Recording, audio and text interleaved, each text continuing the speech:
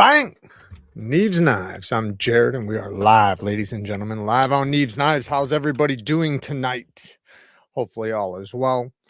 I did remove the flipper tab off of my mini roach finally. I was hesitant to do it just because the flippering action was so good. It was so good.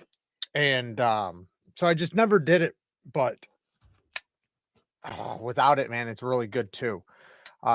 I also, taking it apart and cleaning it and everything just completely changes the knife. I hadn't done it to this one, so, it was like still just factory. So I cleaned it all up, and it did have a bunch of gunk and stuff in it. So now the action is so much better. Not that it was bad, but, it had shit in it. But the deployment on the reverse flick even feels better. The drop, I mean, obviously the drop feels better because the action's clean, but having that flipper tab gone, even though I could choke up before, now I can it's so comfortable to choke up. Before you could choke up and it was good, but now it's just melting. But one of the main reasons why I did take it off was because I wanted to see how it was reverse gripping. And it's okay. It's not great.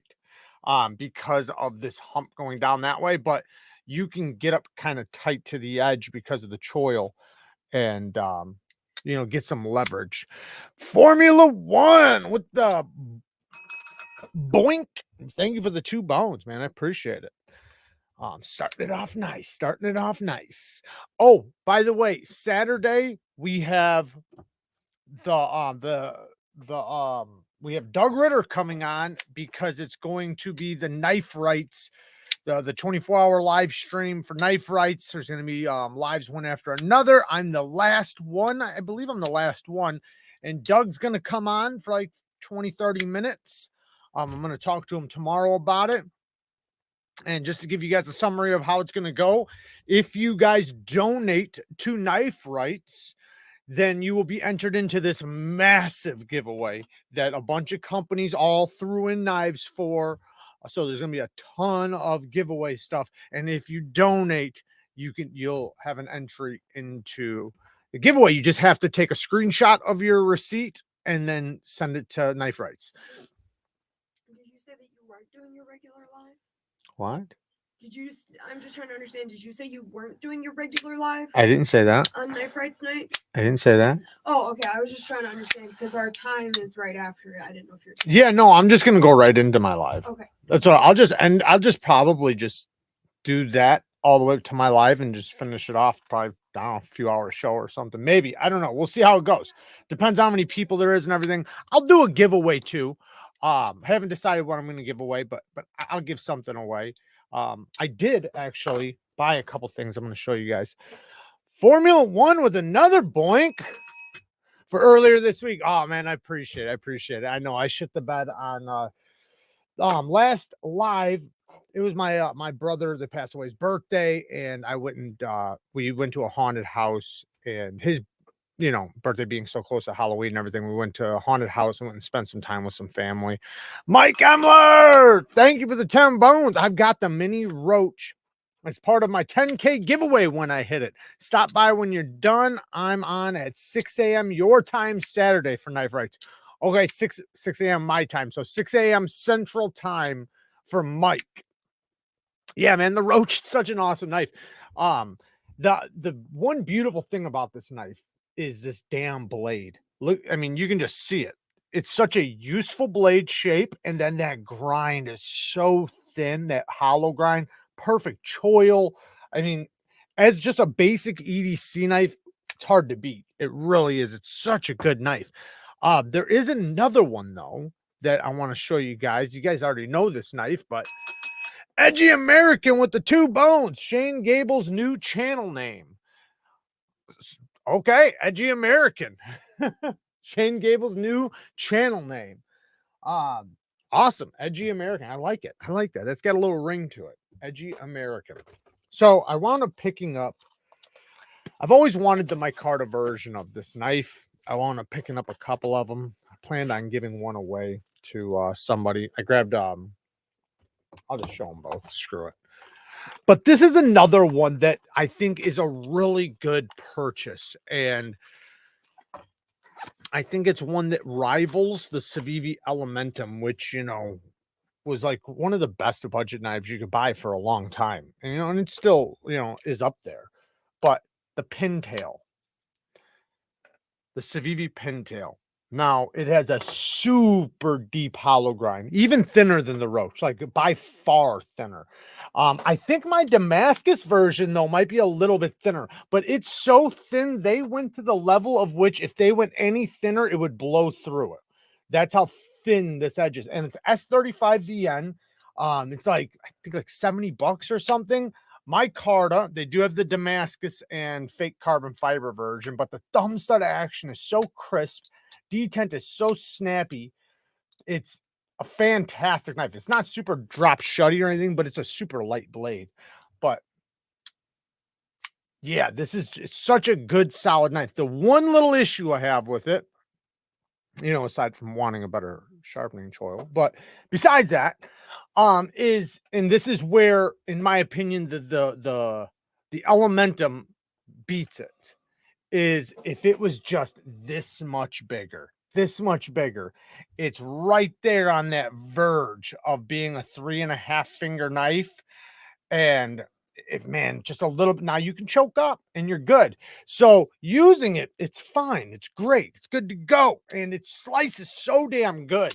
Like this thing is stupid slicey. S35VN, T8 hardware all the way around, reversible deep carry clip. The pintail is a winner all the way around. And I think that these two kind of rival each other a little bit. Now, the one beautiful thing about the Roach, you can get that them ergos, right? This one, because the flipper tab kind of hooks down a little bit, which does let you use it as a finger choil, it also, when you're back here, it pushes you back a little bit. And that's where the Elementum shines. You can get a full 4-finger grip without even using the choil, but you can use the flipper tab as a placement for your finger. And Mike Emler coming in with another 5 bones. I'm going to watch Cutlery Corner Network during my live tonight. Awesome. So right after this live, Mike Emler will be live watching Cutlery Corner. Talica with the 2 bones. Yeah, I seen that. So Talica purchased a large Curtis, a Curtis custom today. It's got I think a purple pivot, purple hardware with green anodized titanium frame lock. It looks badass. I've never tried a Curtis custom, and I'll tell you what, there's I've like, I don't know, maybe like 2 years ago, maybe a year ago or so, I was like really like fascinated with them. Like I really wanted to try one. It was like kind of a grail to me. There was that one that they did in particular that just, man, it just caught my eye so much, and I was seeing it everywhere. You don't see it really much anymore. I don't know if they still make them or not, probably not. But when they were making those, and I'm talking about that slim one, I don't know the name of it, but a bunch of people had them, and man, I was just, couldn't help but love it. Can we have a moment of silence for Kanye West net worth? See, I don't think so. I think you can't really listen to that stuff because and I don't know what's true or it's not. It's all bullshit to me, but he probably wanted to get out of that deal. He probably wanted to get out of that deal. And if anything, it could probably make his net worth even higher because he doesn't have a middleman now and he can just sell his own shit, right? He can just do his own thing. So I don't know, who knows? But I don't think he's going to lose that much. But they're claiming he, what is it? $1.5 billion or something like that, or $2.5 billion, something like that. I forget. He'll be all right though. So now they're saying he's only worth like 400 million or something like that. Only. But no, yeah. I mean, I think he'll be just fine to invest in something else. He knows how to make money pretty easily. I'll probably sleep through Mike Emler's live on Saturday. I wake up around 8 a.m. Fuck, man, I'm up by 4 o'clock, man. I wake up between 4 and 6. I don't have a scheduled time when I wake up, but it's always between 4 and 6. If I'm not up by 4:30, I'll damn sure be up before 6. So always up. Like this morning, I woke up at like 4:15, and I was gonna go back to sleep and then wake up at like 5:30, but I couldn't do it. Gotta get to work. Kanye will be just fine. The whole world is realizing they don't need corporate America. Facts. Kanye ain't stupid. He's got his money in a safe place. Absolutely. No, yeah. I honestly think that he probably wanted to botch that deal. I don't think he was very negligent on. I think, like people, it's the perception of that, but if I had to put money on it, I would say he probably wanted out of that deal, and he's out of that deal now, and now he has full reign of, his thing without any kickback or anything from those organizations. Jared, have you ever ate Fuji Japanese sushi and steakhouse? They put on a show cooking your food right in front of you. The skill required to do that is insane. I don't know if I've been to that exact one, but I've been to those like that. I went to a couple different ones. I went to a Japanese one, and then I also did a Mongolian one, which was fire. The Mongolian, it's crazy. It was a Mongolian restaurant, and you what you did was there was these cards. So you looked at all these cards, and all these cards were different recipes of what you could eat. So you picked the card that suits what you think would be good. But looking at all the cards, you're like, fuck, man, I picked a bad place to go because nothing looks good. Nothing looks good. Everything looks like crap. But it's so good. It's so good. But so when you get the card, then you go up, and then what happens is they give you a bowl. Like you have to just basically follow the recipe as you're going down the line. So like you'll walk up, it'll say grab onions, whatever. And then you just go down the line. And then by the end, you have all this bowl full of stuff. You hand it to the guy. The guy flips it on the thing, and he adds the other things to that recipe, whatever, and makes it right there in front of you. It was so good though. So good. I'd love to have that again. Like the look of it and the flavor was like two opposites. But one of the Japanese ones where they flip the knives behind their back and all that shit. Yeah, I went to one of those. They are very talented. I went to one time, and the guy did that thing where they take the if I had something to flip here, they take the spatula, and they take an egg. What do? They slide the thing underneath it and toss the egg up, and then go like this, and then the egg comes down and it cracks on the spatula. Well, he wanted me to try it, and I got up there, and you know how I can like flip knives and stuff. So right when I grabbed the spatula, I flipped it all weird, and he was like, "Oh, wait a second, this guy might know what the fuck he's doing." But I wound up botching it. I didn't get it. I tossed the egg up, and what happened? I don't remember. I got 2 tries. The second time, I think I damn near got it. But anyways, but it's been a while since I've been to one of those places. What you said now, he can do his own thing. He wants to make clothes for cheap. Bang. Japanese, Korea, and Mongolian barbecue, all great, good food. Entertainment, and you get to wear your food without being drunk. Colton says, "Oh crap, said Stevie's here. Let's not talk about a certain live where I was a douche." Designing butters. Yeah, we might have something in the works in the background. I don't know about butters, but oh, thank you. How's that? Chancellor? That's a cool name. Hey, buddy, love the vids, man. I appreciate it, Chancellor. Thank you very much. So I don't have much written down here. I do have a story for story time, so that's going to be cool. I did do a poll. Let's see how it did. I did a poll on YouTube between Chris Reeve and Hinder. I don't know how it's doing right now, but from reading a few of the comments, it seems Chris Reeves is going to win, but we're going to check it right now. Between any Hinder and any Chris Reeve, what company would you pick? So we're going to talk about that just a little bit. Because I noticed some people were saying, like, I think that they were leaning towards Chris Reeves for the reasons of that Rick's a dick. Good reason. I mean, whatever. But I'm just saying, like, that seemed like that was a general thing that people were, a consensus that people were getting to, is that Rick's an asshole. So not saying he is myself. I mean, but that's what you guys are saying. Why can't I get to my shit? Hang on. Here it is. Okay, so yep.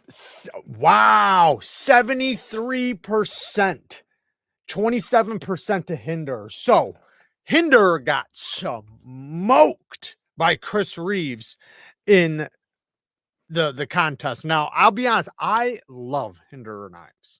I love the knives. Rick, another story. Like that's a whole nother thing. But the knives, I like the knives. I love that they're built like a tank. I love all the hardware. I love all the pieces. I love how well they're put together. The action. I hate the flipper tab, but I rounded mine out a little bit, so it's good. Love the ergos. I just love the knives. A lot.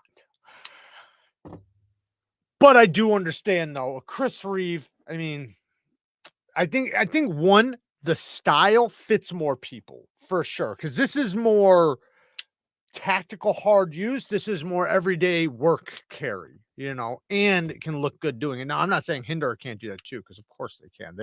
They can look really good too. But yeah, you guys spoke. Chris Reeve for the win. I think a lot of it was, I did see a couple comments of people saying, oh, they both have shit heat treats, blah, blah, blah, blah. I think Tim Reeve is working on that. So I think Tim has more of an open mind about heat treats and like in changing it and making it good. And if we're not satisfied, the past is the past, like with his dad running it and everything. Tim's running it now. So I think he's planning on running Magna Cut. It sounds like he's going to do a good job with it. At least that's, what he's trying to lean towards.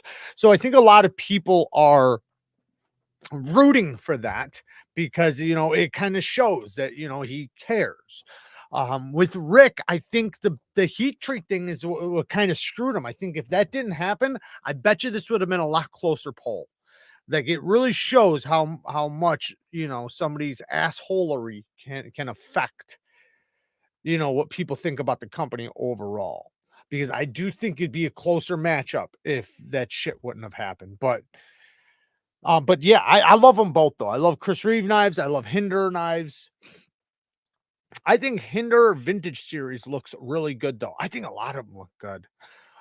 CRK definitely has a superior heat treat since switching to Magna Cut. Man, I want to try their Magna Cut. I wish I could like get a hold of Tim and like set something up. Neither anything with a hollow grind outside of a classic straight razor is trash. Neither anything with a hollow grind outside. I don't know if I understand what you're saying. I feel like you're saying that anything with a hollow grind aside from a straight razor is trash. I would 100% disagree with you because geometry cuts. So let's talk about geometry really quick. So not only does geometry cut, but geometry plays a huge part into your edge retention, just like your edge angle and the way you sharpen it. That's the one thing, like shout out to Chef Kalari. He said the last time he was in here or at some point, I don't remember. It's the one thing you can do to adjust your edge retention. It's the one thing you can do, right? Is your edge. your edge angle, the edge geometry. Well, same thing with blade geometry, except for you can't play a part with that. But from the company, depending on how the geometry is, it plays a big part in how the edge retention is going to be. The better the geometry, the better the edge retention.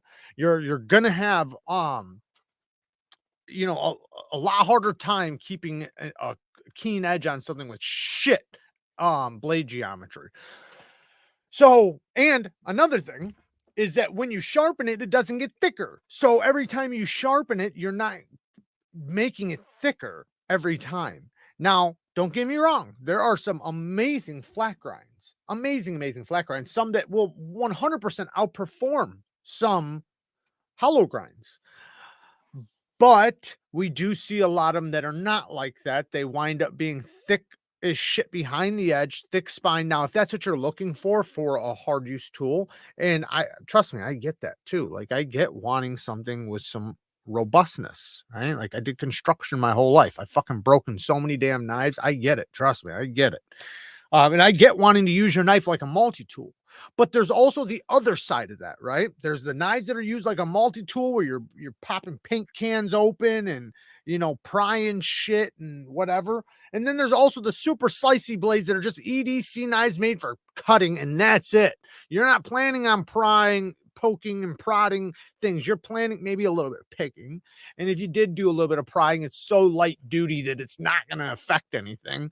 But for the most part, it's just all slicing performance. So, you got to have a balance. You don't want all one or the other. You definitely, just like you don't want all super slicey. You need some thicker geometry knives for some robustness. All right, let me catch up. Hey, Dukes of Hazzard with the 2 bones, picking up the PM2 and purple G10 and black crew wear. Hell yeah. Yeah, man, Spider-Crit does a good job with the crew wear. Yeah. I hate that Hinder require a million different bits. Yeah, that is one thing. Yeah, that is a thing for sure. Better have your toolbox ready. How much is the price of a kudu knife from Cold Steel, please? I don't know. Can anybody else answer that? A kudu knife from Cold Steel? I have no idea. CRK Magna Cut at 63 HRC now. Nice. That's good though. That's where I would like to see it. I think that's a happy place for it.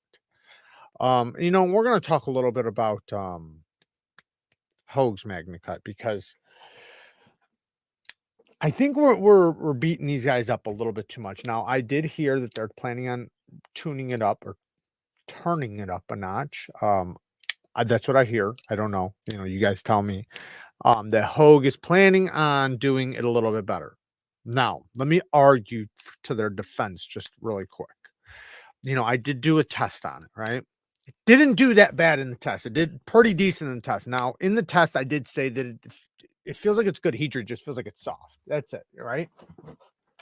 Not not like that's it, right? It's soft, it's super soft. No, the edge retention was still okay. It sharpened up really good, but it felt like it could have been harder, kind of like how Tactiles was.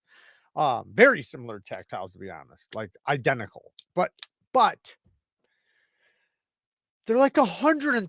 $140. You're getting a USA made knife in Magna Cut. Granted, it might not have the superior 63 HRC heat treated Magna Cut. It's more like 6061.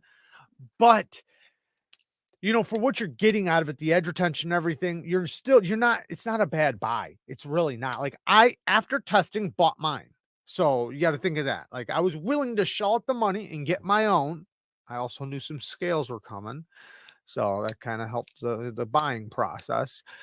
But yeah, I don't think they're a bad person. I don't think anybody who has one should be upset. I've seen a lot of comments of people like dogging them out, and I just don't think it's so well deserved. I think it would be well deserved if the price was a lot higher, but I think for the price and the fact that they are going to be turning it up. Now, I know a lot of people are thinking like, yeah, well, that doesn't help me. All right. I got mine now. Like it doesn't help me if they turn it up next year. I know, but but for what it's worth though, I still don't think you've wasted your money. Now, maybe, I don't know. Never mind. Fuck that.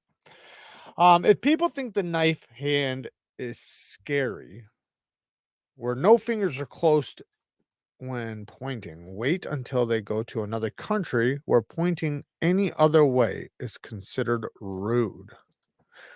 Hmm. Thanks for rant. Blade geometry is so important. I'd rather obsess over geometry than steel mostly. Choosing right geometry for the job, a must. Yes. And you know what? So true because you could have say blank knife with a great steel, good heat treat, stupid thick geometry, and a steel over here with not as good, not as good steel, good heat treat, but not as good, right? And because it has really good geometry, it outperforms the one with the superior steel. Um, you can watch a video where Triple B, I think I talked about this the last time, where he was showing I think it was the edge geometries and how much the edge retention went up based on that. Now, obviously, there's a balance, right? I spoke about this in that video I did. There's a balance. You can't, there's a level of which it teeters over and it gets too fragile, of course. But finding that good balance for what's good for you, you can increase your cutting performance, your edge retention, and everything immensely. Neeves, this is the first stream I've caught. Keith, what's up, bud? Thank you for joining. Never seen anything but your hands. That's hilarious. You do not look like anything I expected. Funny how the mind creates pictures. I get that every time, man. Every time. I don't think anybody's ever joined one and was like, you look exactly how I thought you were going to look. I appreciate it though. Thank you for joining, man. Kudo is like 10-15 bucks, I do believe. I don't even know what the Kudo is. Shaman is the best of both worlds. The Shaman is awesome. It's hard use, and since it's a full flat, it has the ability to have good cutting geometry without having good cutting geometry. So I know what you mean there, because it's a full flat grind with thick, robust grind, but since the taper is as broad as it is, it allows it to pass through materials really good. And then the next big thing, because it is a little bit thicker, it allows you to lay back the angle really far. So you can put a super low angle on there, increase your cutting performance, and make a ridiculously sharp edge on those. Man, those things get so sharp when you like put it back to like 13 to 15 degrees per side. Woo! Those things, man, they're stupid sharp and they cut really good. But you're not really losing toughness that much because it's so thick. But a lot of knives, though, you could say like, well, why wouldn't you just put the same geometry on, this knife, whatever this is? Well, most likely the blade geometry won't support the edge angle because it's like too narrow, or, the sharpening and plunge grind, something, interrupts it to where putting that low of an angle on that thick of a behind the edge, because remember, the thicker behind the edge it is, the bigger your bevel will be, the lower the angle. Like if you have something that's like 15 thousandths behind the edge and you put a 15-degree edge bevel on there, it's not even going to look big. It's going to look small. Now, if you take something that's 30 thousandths behind the edge at 15 degrees per side, it's going to have a big edge bevel like this. Here's a big edge bevel. Well, hopefully it'll come up because this is nice and thick. So hard to get edge bevels on camera. Let's go like this.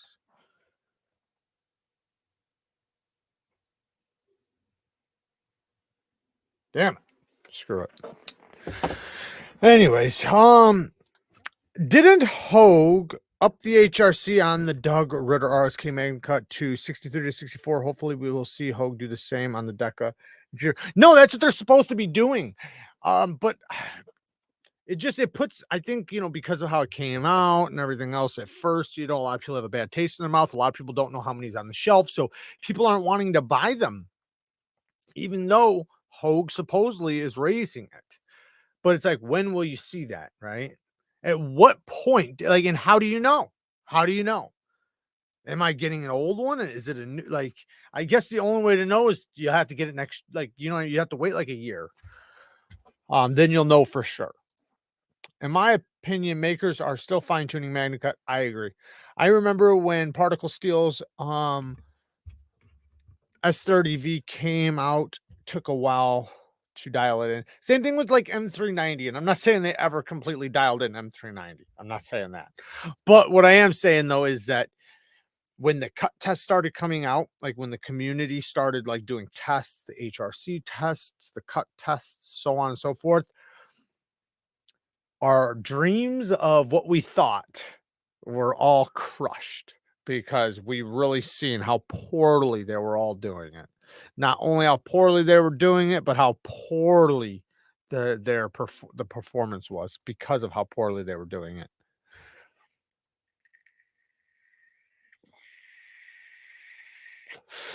You get any higher than that, and it will get chippy. Yeah, there's always a balance. Always a balance. We should be more worried about 57 HRC 20 CV on $200 knives. That's a fact. Like we're talking about right now. For sure. I mean, I would even say even higher than that. We shouldn't. I mean, yeah.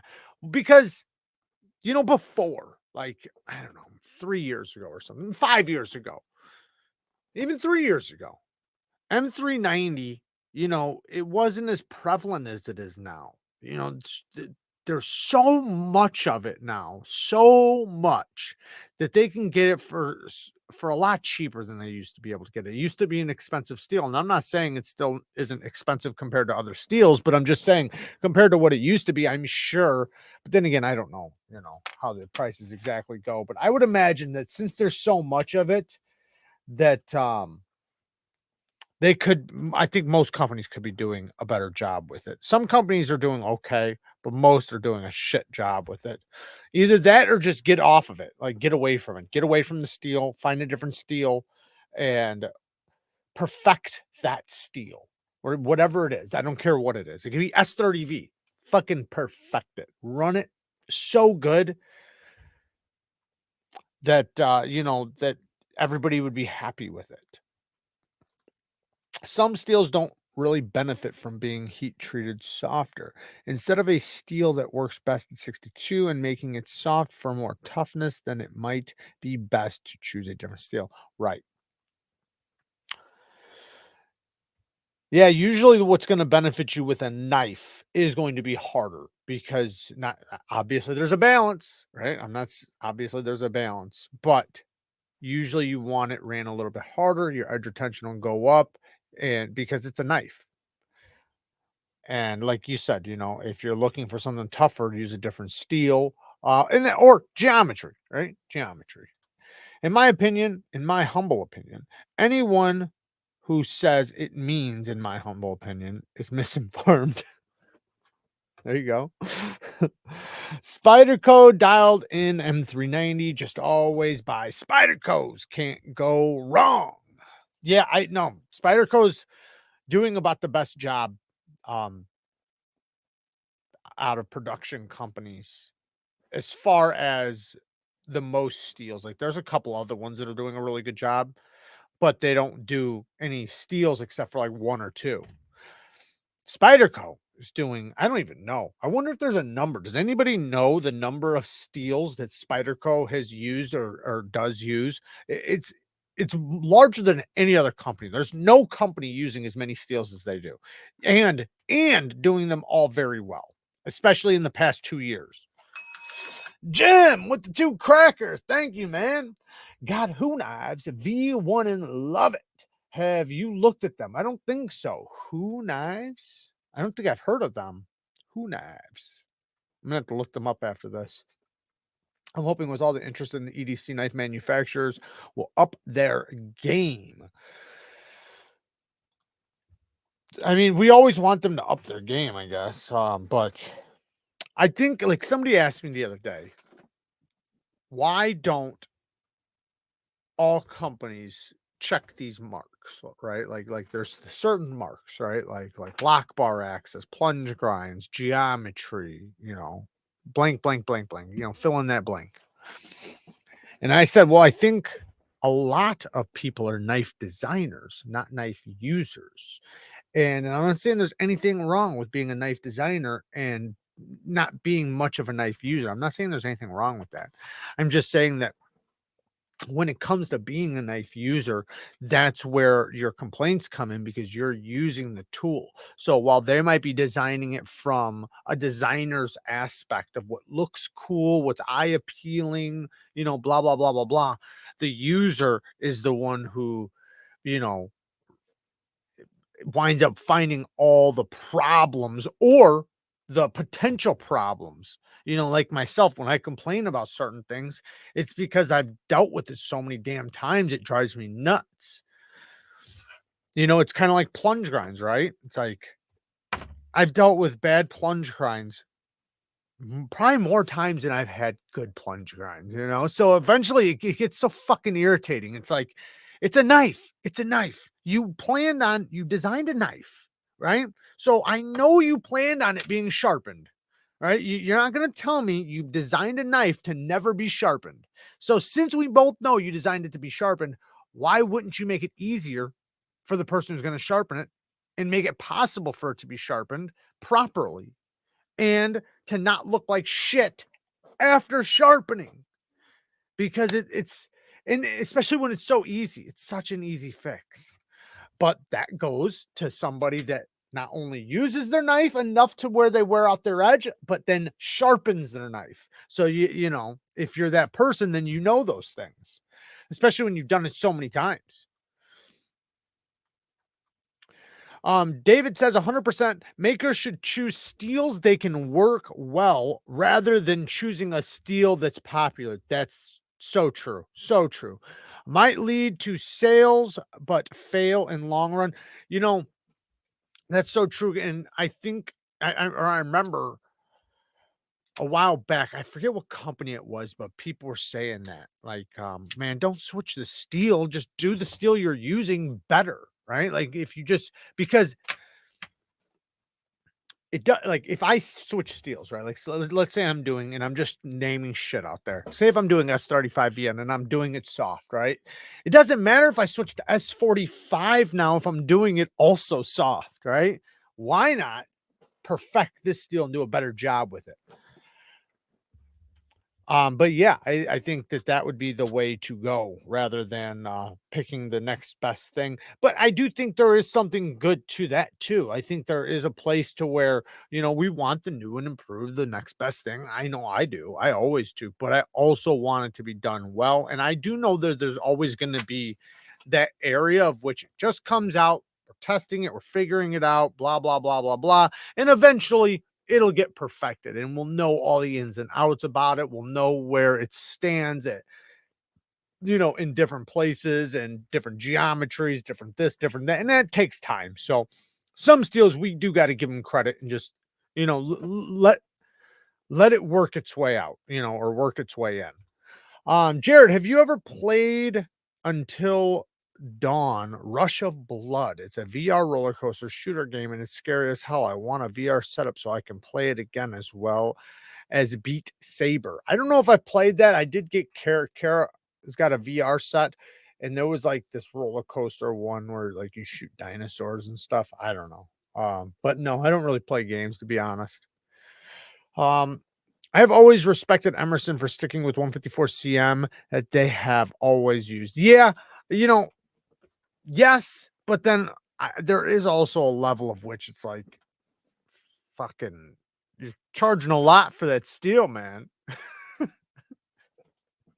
It's like, you know, 10 years ago, I could understand, right? Right now, your price hasn't gone down, it's only gone up, like, and you're still using the same steel. So I think there are times when they need to get with the times. 100%, a lot of companies need to get with the times when it comes to certain things.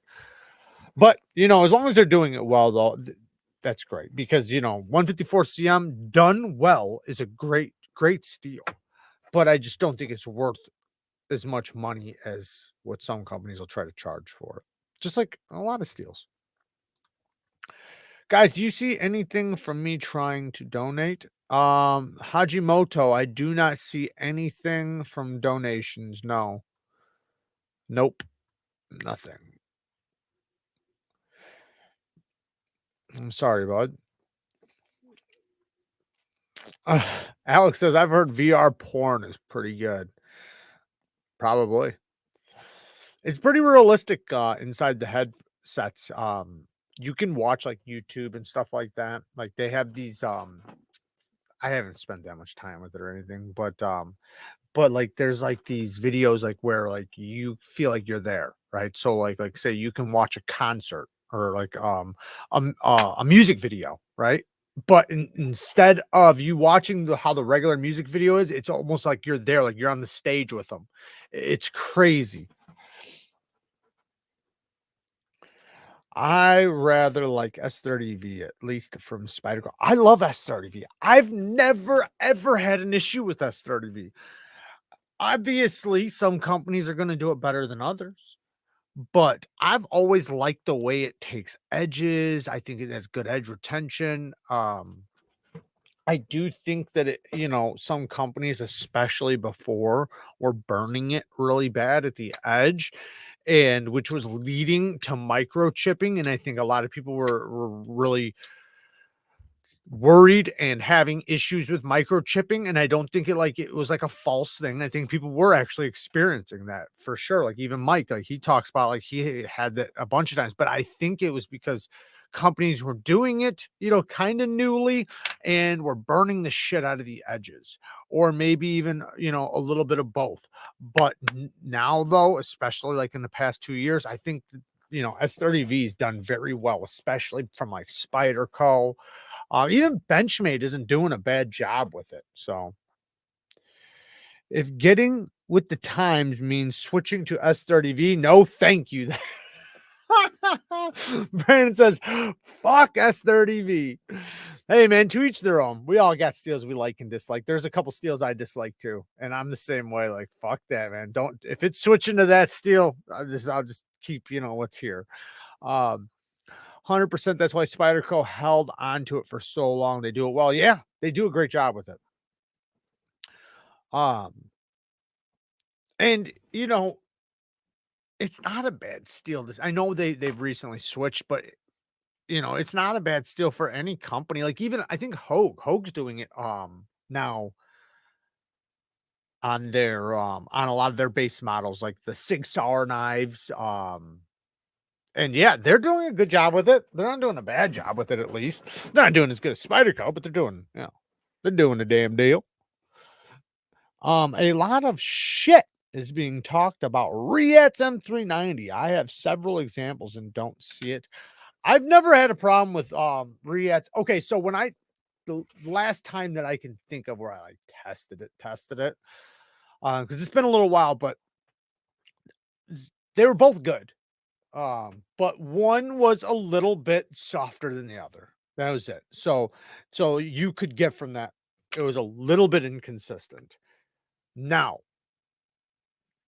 they might have been done like obviously separate times, maybe a year apart from each other. I don't know. I think they were, if I remember correctly, I think they were both fairly newer. Uh, Same model, same everything, same steel. But I've never really had a problem with their M390. I've always thought they did a pretty good job with it. So I can't really complain. I'm not saying that all of their M390, but from recent, I haven't had no issues with it. And the last time when I tested it, they did good. One was a little bit softer than the other one, but it wasn't bad. Like it didn't stand out like a lot of the M390 I test. It's just shit that literally I could outcut it with 154 cm. Done well. Is the Spyderco C133B knife of high quality, and can it outperform cold steel? I don't know what that is either. Huh. You're naming some knives I've never even heard of. What is the ultimate steel right now? Well, there will never be an ultimate because it depends on what you want. So Usually we want a well-balanced steel, right? High toughness, high edge retention, stain resistance. So Magna Cut could fill that if it's done well. And I think it does very well, right? So you could say that. Other than that, I would say it depends on what you're wanting. Like, so like me, I love K390. I love K390, but K390 is mostly for edge retention.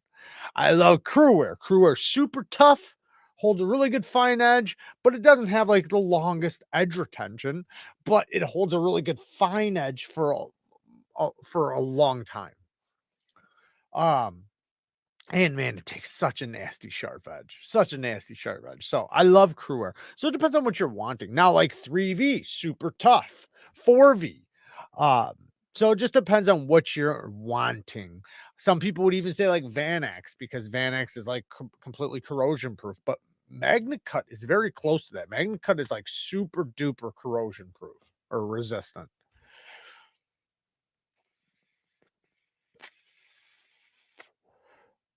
I'll send a message to Jared and let him know what's up or care for that matter.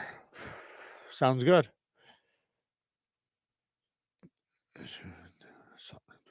Still is.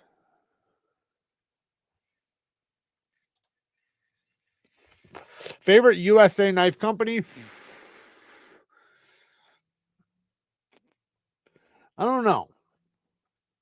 I would say, like all in all, like just in a roundabout way, probably Spyderco. But I don't like their warranties. I think Benchmade kills it in that aspect. Um, I like a lot of the USA companies, like a lot of them. So it's tough for me. And then there's also like the custom knife makers. Now, if we're just talking about production, just production knife companies that actually produce custom or production models, I would probably say Spyderco. But that doesn't stop me from loving, like, some of the premium high-end knife companies, or even, like, the Chris Reeves and, so on and so forth, that I'd probably want even more than a Spyderco. But Spyderco does a lot of different models, a lot of different steels. They do a really good heat treat. You can get them readily available, so there's a lot of greatness to them. Um T Murray with the 20 bones, man. Thank you. Man, 2 bells, man. I appreciate the 20 bones. Holy cow. Appreciate all the fantastic info in your videos your channel puts out. Thank you, man. What is the best sharpening system to buy? TS Prof Cadet Pro. Probably the KO3 is the best of the best. The KO3 Pro. I haven't tried it, but it's fucking expensive. And everything TS Prof does is like it's built from NASA. It's built so well. It's crazy how good they're built. Right now, I have the Cadet Pro, and it is phenomenal. I haven't done a video on the Cadet Pro yet. I've done a video on the Cadet, but the Cadet Pro is like an upgraded version of the Cadet. So I'm going to be doing a video about it soon, and we'll be giving one away too. So that video will be coming soon. Also, I do have some knives to give away. I don't know if we'll give any away tonight, but I know you guys probably aren't going to be. I mean, I don't know. We'll see. But Trade sent some of their USA made knives to give to you guys. So we're gonna give some of those away. I got I think 4 or 5 models from them. All USA made. So will you do an Arkansas toothpick? Not the Bowie kind. There's also something called a Tennessee toothpick too, I think. You asking me? I don't know what that means. I know the knife, but so who's getting the wee banter in 10, 11 days? Well, if you're smart, everybody would be getting that motherfucker. I'm loving it. It's on my hip right now. I'm gonna do it because I want to do a full video on it. So I've been carrying the hell out of it, beating the hell out of it. So video coming soon. along with the other new models coming. Jared, I need to know how you feel about Civivi's Nitro V. They do a good job with it. It's very similar to the 14C28N. I don't really think it matters which one you get. I do think Nitro V costs a little bit more, so that's why the price is increased a little bit, and you might possibly get a little bit better edge retention out of there, out of the Nitro V than the 14C, but they both take a very similar edge. They're both very tough steels. They hold a good edge. Easy to sharpen, easy to strap back, very responsive to stropping. So you can have an edge, you can put an edge on your knife, and you can keep it going for a lot longer if you're maintaining it. Like, obviously, if you're not maintaining it, then it's going to be harder for it to come back, but you can get it to come back easier than other steels. So you know, if you did let it go a little bit longer, you could easily bring it back. Also, if you introduce honing into it, you know, you can hone back Nitro V or 14C like that, like really quickly. So that makes it to where, like, yeah, it might not outperform, say, 20 CV, right? But the fact that it's so much more responsive to stropping and honing and so easy, you could easily tune it up, while the other one would take 3-4 times as much effort and time. um you know, in many cases, you'll just wind up resharpening it. And, you know, obviously you'll still try to strop it or hone it and stuff, but, you know, it just takes so much more effort that the other steel seems like, you know, you can get more out of one edge, you know, before you have to actually resharpen it. There he is, Hajimoto. Thank you for the 5 bones. Sorry for being late this evening. Hope everyone is well. How's that giveaway working again, Jared? Boink. Okay, so all the details will be done Saturday. So there's going to be a 24-hour live, not on one channel, but on all channels. So basically, as one ends, one will begin, and they'll just keep going. So you can jump from, and then like say, I'll be the last one, so I won't be able to tell you guys where to go, but I'll be the last live of the night. And it's all to raise money for Knife Rights. Remember, Knife Rights is the organization by Doug Ritter that is the only organization fighting for our knife rights. And it's just him and his small little team. And he's been putting in a lot of work for a long time doing this. So we're very lucky to have this. We're blessed to have this. So, you know, he helps get rid of old bullshit laws and regulations and everything that shouldn't even exist.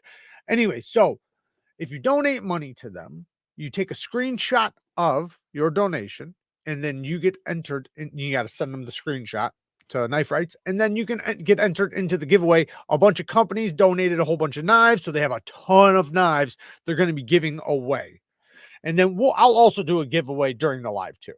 Hey, Jared, do you know Rough Rooster Sharpening? Yes, I do. I recall he knew you, but haven't seen him in forever. Yeah, I went and checked on his channel the other day, and he hasn't put anything out in like 11 months to it, or maybe it's been over a year now. But yeah, it's been a while, man. I don't know. Maybe it's been even longer than that. I forget how long it said, but yeah, he hasn't put anything out for a while. I know there at the end, he was saying he might shut down the channel. He was getting irritated with a few people. And, you know, I used to talk to him, me and him talked on the phone, and, you know, we had a good relationship. You know, I think that if you listen to the people in the comments, you're crazy. Don't do that.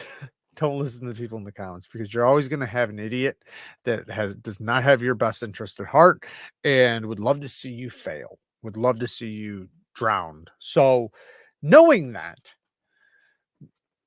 you don't want to put anything into what they're saying. Now, if you trust the person, that's different, right? Like if you've dealt with them a lot, but just, you know, random people messing with you and stuff in the comments, just ignore it. Who cares? Let them be. But I think it started getting to him. I think he wasn't enjoying it anymore, and he backed off the pedal and stopped doing it. I think he stopped finding passion in what he was doing, because he was always passionate about the stones and the sharpening and the types of edges he'd get and how sharp of edges he could get. And, you know, he was into that stuff, and he was really very, very knowledgeable about the stones. I learned so much from him about natural stones and Arkansas stones. And he actually is the one who got me really hyped about translucent Arkansas. I got one because of him. Jared, have you sharpened the user 2 yet? No, I have not. So I do not know how the S90V is yet, but I have not sharpened it. Jared, you have a Kaiser titanium October you want to sell? Satin blade one? I might. I'm on. But no, I have not sharpened this yet. Yes, I do have a titanium October. I actually have an old prototype one that with an orange peel that never even came. It's it was a prototype. Let me grab it. I think I have it right here, or maybe I don't have it right here. Oh yes, I do. So here's the old prototype. Check this out. It's got the like the Captain America colors or some shit. Milled pocket clip, and it's got the orange peel. Good action though.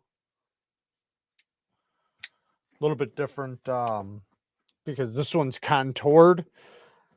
These ones are flat. Also a better steel choice too. I'm trying to think. I think it was it this one? One of these had, yeah, the satin one on mine, and I think on Stasa's too, has got a lot more of a stouter detent than the coated version. So, but I'll think about it. Since I have 2 of them, I should just wind up giving it away. That's what I should do. Do you recommend fixed or freehand sharpening for 4V? Also, what grit would stop at for an EDC? So with 4V, I mean, if you can freehand, it's fine to freehand. You know, it sharpens up pretty easily. But if you're not really good at freehanding, then choose a fixed angle system, obviously. But if you can freehand, I mean, 4V is good. You should be able to sharpen up 4V pretty easily. Now, the thing I would say though is with the edge and the finish, I would personally go with a low angle polish edge. I think 4V does it. Man, does it take a fucking sharp polished edge? Holy crap! It takes a ridiculous sharp edge at a low angle with a polish. But if you're not wanting to lower your angle that much because you're going to be freehanding, because remember, the lower the angle, the more time you're going to be there. You know, like there's times where it's like I would love to put a 15-degree edge bevel on this, but I don't want to sit here for fucking an hour and a half reprofiling. You know, so depending on how much effort you want to put into it, but otherwise, if not, then 600 grit. 600 grit will do great on 4V. But damn it, man, it takes a nasty sharp polished edge, and it holds it pretty decent. I think your edge retention will go up by not much, but like probably 15-20% or something with a polished edge over a toothy edge with 4V. Some steels, some steels get less and some do better. It depends on the steel. What's up, Joe? Steel Forged in Fire. I wanted to talk to you, Joe. I'll probably just give you a call tomorrow because I had like an idea about something. I'll just talk to you later. Chuck it with the 2 bones. How's the S90V on that user? No, I haven't sharpened it yet, and I do not know. It's probably going to be a little bit till I sharpen it because I got so much other shit to do. I can toss it on the stone just to kind of feel it out. I'm wondering because I don't know what company is doing it. I heard Stasa say he thought maybe Kubi, but he didn't sound like he was 100%. So finding that out would be a huge indicator. And then you could reach out to them and find out, or even just PMP and ask them, what are you guys running it at? Jeremiah Moses with the 5 bones. Hey, what's up, brother man? Did you hear about the automatic Rick Hinder XM18 dropping tomorrow? No, I did not. I remember at Blade Show, they had them at Blade Show. I didn't get to try it though. The line was so damn long. That's the thing when you're with the Blade Show, you got choices to make, man. You got choices. Like, do you want to see 20 booths or do you want to see one? You know? And I chose the 20. Zachariah with the 10 bones, man. Thank you. If you want to sell one, let me know, please. Thanks, brother. By the way, my giveaway entry ends tonight at 10 p.m. Central, everyone. Drawing live tomorrow night. If you guys hear that, I would say throw a link in the chat. Thank you for the donation. Yeah, talk to me on Instagram. We'll figure something out. Razor beam, huh? Is that better or worse than a laser beam? Razor beam or laser beam? I carry a Spyderco native orange handle DLC blade S90V and love it. Yeah, Spyderco does a good job with it for sure.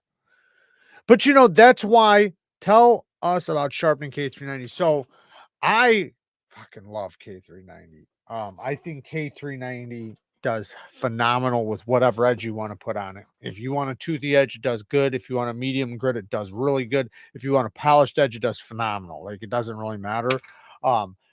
You know, it's a steel that's, you know, it's edge retention. It has really, really good edge retention, like crazy edge retention. So, I personally like putting low angles on a lot of my edges if I can. And most K390, I mean, I can't think of any other company that's using K390, but Spyderco, you know, is where you're going to find K390 usually. And their geometry with most of their blades is set up for you to put low angles on them. So you have the ability, at least from what I know of, with most K390 that you're going to get, you have the ability to put a low angle on it. So low angle, whatever grit you want. I say anything from 600 grit to even 400 or 500 grit, all the way up to 10,000 grit. I've never taken it up to 10,000, but I've done 5,000 and then stropped on like quarter micron. So I guess you could say that. But yeah, man, and it always comes out stupid, ridiculous sharp, and it always holds it really, really good. Yeah. And then another thing too, when you have a low angle and your edge bevel's nice and big, there's something about stropping that it makes it easier, right? Because you can see your edge bevel. Like, you can see it a lot better. Let me take this off really quick. Oh, damn it. You can see your edge bevel a little bit easier on the strop, and you can hold that angle a little bit better because you're not having to hold it up and pay attention to like a little tiny edge bevel. You can actually see it. So having a nice big edge bevel with a low angle, I find that I can get even better stropping performance out of it. And it seems like my edges will come back even better. Maybe that's because there's less steel behind the very apex. So the strop has more potential to break down the apex. Maybe that's the real reason.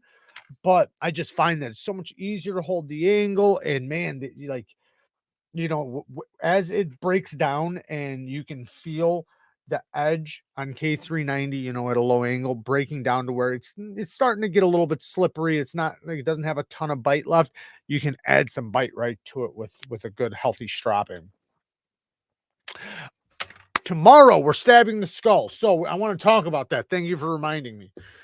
Okay, so I tried to reach out to Axial Gear to see if they wanted to donate a knife. They didn't respond. I talked to them a few months ago, and I thought they were going to send me a knife, but they never talked to me again after that. I reached out to them to see if they wanted to donate a knife for this video. And the thing is, I know a lot of people are like, why don't you just buy it? It's like, I've already put a bunch of money into this video. I can't afford to put that much more into it. You know, granted, especially if I break it or something, like it's just it's already so much money I'm putting into this video. So I'm gonna, and especially when I already have OTF. So I figured I'll use an OTF, then we'll move on to another knife. But the first stab, I think, is going to be a dagger blade OTF right to the forehead. Then maybe possibly a Yo Jumbo. I know I had a bunch of requests for the Yo Jumbo. So maybe a Yo Jumbo. And then I don't know. You know, then after that, we could maybe throw some Quachettis at it, maybe some Kukris or something. I did want to get a couple good pokes in. I don't want to destroy it to the point to where I can't hit it with something else. But, you know, I figured this is going to do a lot of damage, just one of these. So I'm going to have one side hit, one through the middle, but then it could be compromised at that point. I don't know. I've never stabbed one of these things. So I don't know if it's going to hold up on the inside. But I figure OTF, then the Yo Jumbo, then from there we'll see how it goes. I'm not going to try like stab it a bunch of times with one. I'm just going to stab it once. We're going to see how it goes. Take it out, check the knife, see if it broke, see if it, you know, because hey, it might just break the knife. I mean, it is a skull. So, you know, the forehead of a skull is the strongest part. So it could snap the blade, it could break the mechanism, it could chip it. We'll see. Then the Yo Jumbo, that's a broad blade, man. Granted, this part is probably gonna chip, but will it make it through? That's a big gap. And if this video does well, we're gonna get a new one. We're gonna get another one from the shoulders up, because right now we only have the skull. But if this one does good, we'll go from the shoulders up. Maybe we can get a couple slashes on the new one. So I got the skull sitting right there, and we got to do it soon because I only have a couple weeks, or had a couple weeks. So I only have a few more days left before it starts acting like a real corpse, I guess. Because you have like a time limit. You have like a time limit with these things of how long you can have with it before or until it starts decaying or something, like a real corpse. I don't know. Hey everybody, just stopping by for a quick sec, just throwing this out there, but you should check out the Midgard's Messer knives, ridiculous cutting geometry for some thick blades. Yeah, I need to check some of those out. I haven't checked any out. So is XHB the strongest metal, and is it hard to sharpen? XHB? You mean XHP? I think you mean XHP. No, it's not hard to sharpen. It does sharpen very, very well. If you're talking about XHP, XHP is like a stainless D2, but it responds very differently than D2. So don't think of it anything like D2. I'm just saying the makeup of it. But no, it's not the strongest metal, but I'm guessing you're talking about that. I know of a sword channel who has cut up skulls like the one you bought. I can send you some videos of what he did. Well, I only have one, so only having one, I got one shot, one opportunity. What? But so I'm gonna, like I said, I'm gonna do the OTF first, then go to the Spyderco, and then from there, I'll probably have one or two more knives sitting there waiting. You know, maybe some hidden gems that you guys don't know about as a surprise. Then, if those are able to go through, and then there's still something left, then we'll make sure there's nothing left by the end. I'll say that much. I love XHP too, man. XHP is such a good steel. Such a good steel. I love the way it sharpens. I love the kind of edge it takes. Especially from Spyderco. Spyderco does a damn good job. Damn good job with it. CCS XHP and CPM D2 performs very similar. XHP has better stainless properties. Oh, right. That's why I said it's like a stainless D2, but sharpening and the types of edges, which one takes a certain type of edge is completely different from my experience. Like D2 does really good with a toothy edge. CTS XHP does good with it, it does good with a polished edge. Not saying it doesn't do good with the toothy edge too, but I'm just saying like D2 doesn't do well like with a polished edge. But changing anything about any steel can change so much. Like oh, just one little thing can just completely change everything in that steel. That's why it's hard to say like something similar to something.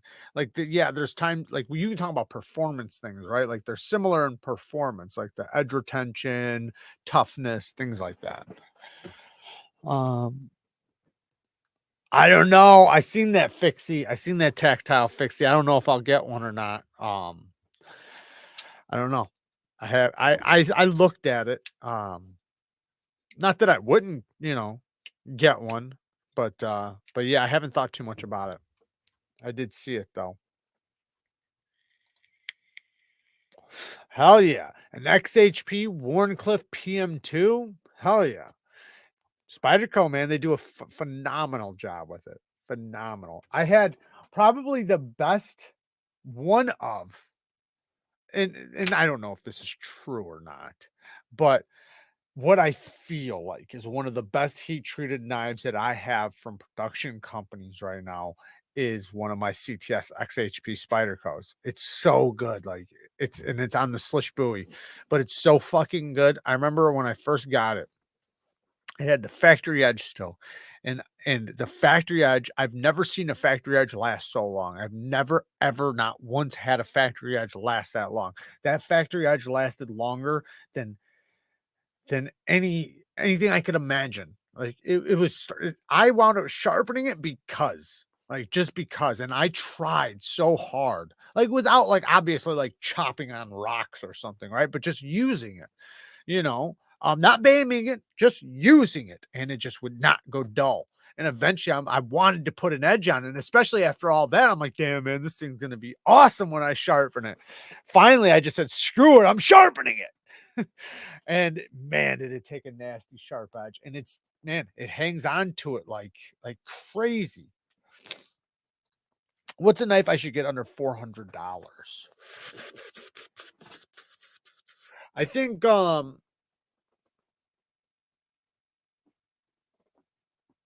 I guess it depends on how you want to spend your $400. Do you want to spend your $400 on one knife, or maybe buy a knife and then get some scales, some clips, some hardware? Like, because you could get a PM2 and dress it up. You could get a Mannix and dress it up. And then that way, you got a good steel, good heat treat, and you can kind of choose, what you want. But Hogues are really good. I would definitely go USA made if possible. If not, then probably React is where I'd go after that. That I'll, I'll, that we synergy, the spear point version. I think they call it a drop point version. That thing's sick. It's like almost $400. It's an integral. It looks super, super good. But it has like a deep hollow ground spear point-ish drop point blade. It's originally a Persian blade, but they put a drop point on the new version. That thing looks pretty badass. I've never tried it though, but yeah, I would, man, like I said, buying something and then dressing it up and doing, making it what you want is always a great idea.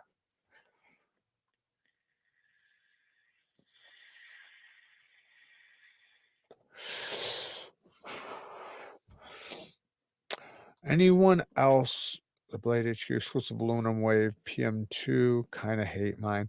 Yeah, I got one. The aluminum scales with the PM2. I'm not a big fan of scales. I thought I'd like them a lot more than I did. I love the steel that's on mine, but I'm not a huge fan of the scales. And they're linerless, so you can't really switch the blade to anything else. I mean, you can switch the blade, but you can't like just get new scales. So yeah, I feel that.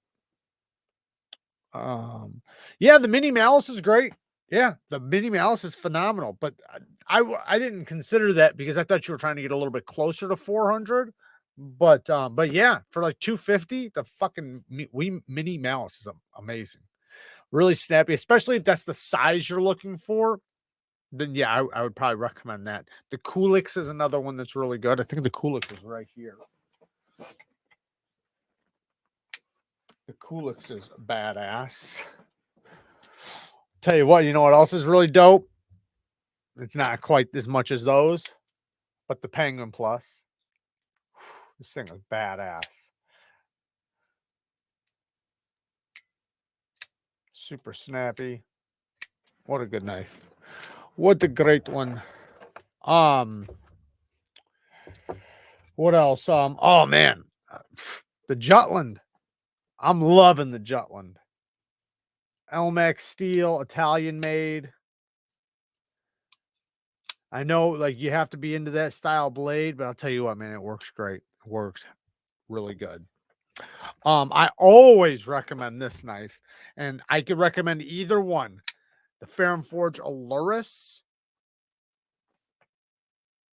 or the Ferrum Forge Archbishop 3.0 if you don't have them yet. These are really good. I love this knife.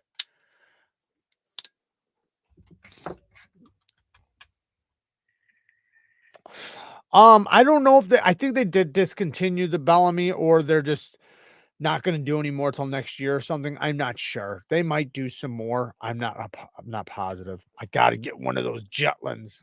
Yeah. It's amazing. It's really, really good.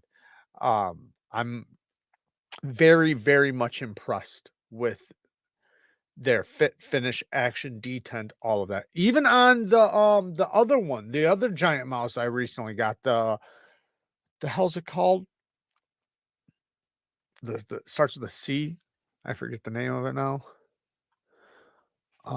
Triple B can heat treat a cat turd and it will cut diamond.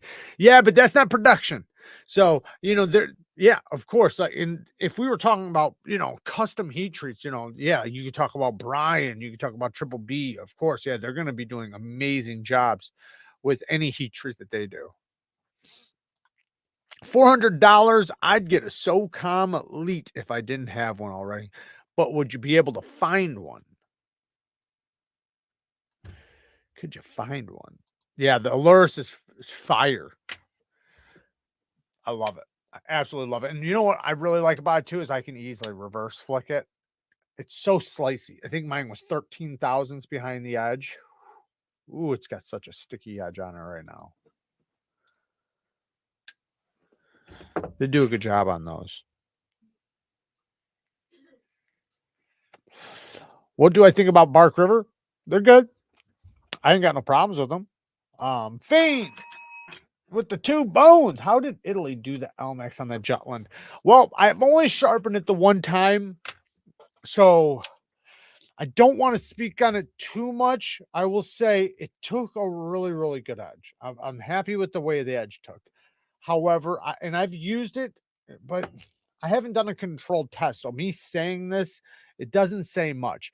But I have a little bit of microchipping up here in the front edge. It's very, very, very little though. Like so little that it could have been from me. Not anything bad about the heat treat. The edge came out good. It sharpened up really good. It didn't feel bad. Didn't feel super hard. Didn't feel bad. It just felt average. It felt kind of similar to the other Elmex I have from them, which I've been happy with. So I haven't been like mad at it or upset about it, but I can't really speak to whether or not it's like good. I don't think it's bad, but like if it's like really good or not. But like I said, I am experiencing that little bit of microchipping, but after the next sharpening, I'll see if that comes back again. I don't know, but I would say no matter, I'm happy with it. I'm fucking happy with this thing. I'm loving this thing. So don't take that in a bad way at all. Bald Assassin with the 10 bones.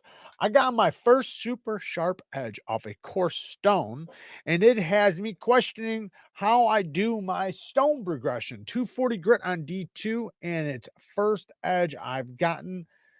First edge that I've gotten, then can cleanly cut paper towel. Congratulations, Bald Assassin. And yes, your coarse stone, your coarse edge, I should say, should be amazing. That's your foundation.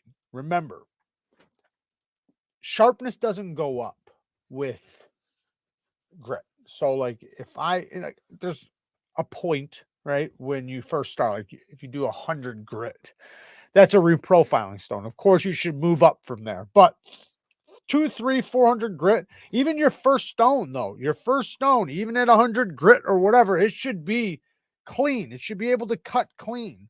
It might be toothy, but it's still very, very sharp. All your stones after that are changing the finish. Yes, they're taking a little bit of meat from behind the apex and refining it, but it's mostly just the finish. But your apex has everything to do with your first stone. Now professionals, they might, like leave a little bit and then like from the first stone and get it on the second stone. But for the most part, your first stone should be a very good quality edge before you ever go to the next stone. That way, and if you do that, if you make sure you do that, that your edge is, treat the first stone like you don't have another stone. Treat the first stone like it's the most important, and you will have phenomenal results. You will be way happier with your edges. When I started doing that, everything changed for me. Like I literally said, I don't even have any other stones. I only have this stone. And damn it, did my edges, like right after that, that's when like I became elite. Because how well you do that first stone is going to depend on the other ones. So, like, say, even if you're trying to get to those super mirror polished, badass, low angle, high mirror polished edges, even if you want to get to that, you can't get to that without doing the foundation. It just won't come out good. I don't know what the ROK stands for. What an amazing knife. Lion Steel Rock. Full titanium integral frame lock with M390. Amazing knife. And pretty sure goes for about 350 pounds. I like the way they have the clip where you can push it and it comes out. That's so smart because ergonomically, it's a very comfortable knife. Hey Jared, want to know your thoughts on the M390 tie bug out. My local gun store has it for $200 and was wondering if that's justifiable. It's tough because is it the FRN or is it a G10 model? I'm guessing it's FRN. I'm just gonna guess. If it's FRN, I mean, no, it's not really worth it. I mean, it is, but it's not because okay, so it's USA made, right? It's USA made. That's awesome. They have a lifetime warranty, the best warranty. So you can't beat that. If anything happens with it, they're going to take care of it 100%. You're not going to have to worry about that. If you snap the blade, you can get a blade replacement for like 20, 40 bucks. Probably like 40 bucks. So they have a lifetime sharpening. Like there's a lot of details that play in, and USA made. So I think it's worth it in some ways. Now, where I don't think, now this is just me being honest, it's FRN and M390. They're, you could get titanium and M390 for that price. Probably with about, I mean, some, I don't know about Benchmade's M390. I guess that's where I'm struggling because I don't know. I've never really tested Benchmade's M390. I might have sharpened it a few times, but I've never like tested it. I've tested some Benchmade's where their heat treats are really good, like really, really good. The last heat treat I tested was their CPM. Was it CPM D2 or just regular D2? I don't remember, but it was D2 and it was so good. Like they did such a good job on that. But I've also tried Benchmade's heat treats where they weren't good, where they were pretty bad. So I can't speak on their M390 how well it's done, but if it's done well, then I would say, yeah, it's a good price. It's, you can get aftermarket parts for it. You can build it the way you want. There's so much potential to it after you have the knife. Like if you get bored with it after 6 months, you can add some scales to it. You can add a different clip, So I think, yes, it is worth it, but but you know, it's $200 for FRN and M390. You can get better materials for the money. So maybe not in the USA, not in the USA though. So that's the thing. Eh, you might be able to get better in the USA too, actually. Yeah, you probably can. So wham with the you brother. Thoughts on the Thai bug out? Oh, I think I just said that. I know you said they're a little too pricey, but my local store. Did I just? Is that the same one? Huh. I must be messing up. All right. Well, thank you for the 5 bones, Swam. I appreciate it. I guess I just answered that. But yeah, that's my thoughts on it. James, shout out to the new member, man. I appreciate you joining. Shout out to the Banging Squad. We have a live this Sunday, right after the Knife Rights live. So we got hella lives this weekend, guys. Hella lives. Your boy's gonna be putting in some work. Jared, what Amazon sharpening system should we keep an eye out for on Black Friday? TS Profs. TS Profs, for sure. Use my links. So the one beautiful thing about the TS Profs is they do sell them on Amazon. They even have an Amazon store. So you can use my links to get them. Now, if they do not have a sale, because I don't know if they will, they should. I would imagine they're gonna. But if not, then KMEs might be better if you don't have the money for a TS Prof, because KMEs are $200 out the door with the stones. So the stones are smaller, so and it's not as good as a TS Prof, but it's still a really good system. You know, the KME, there's nothing wrong with the KME is a great system. And you can get just as good at edges. So it's just, you know, the TS Prof is going to be a little more sturdier, probably last longer. You have more stones, so you can sharpen faster. It's going to be a little bit more easier to use, things like that. Which is, you know, you get what you pay for. So Scotty H with the 5 bones. Got to get to bed. Thanks once again for your insight, Jared. Thank you for the 5 bones, man. No problem. Deja vu. Yeah, I guess so. Arrowhead, what's up? The M390 bug out has the sunburst milled aluminum scales. Okay, typically goes for $250, so $200 is a bargain. I have that model, and it's the best one in my opinion. DBK boys reviewed it, and it was indestructible. There you go. So let me be clear too. I do want to say that, because when I say it's FRN, right? That knife is super tough. Like I have a bug out, right? Not the M390 one, but it's a super tough knife for what it is.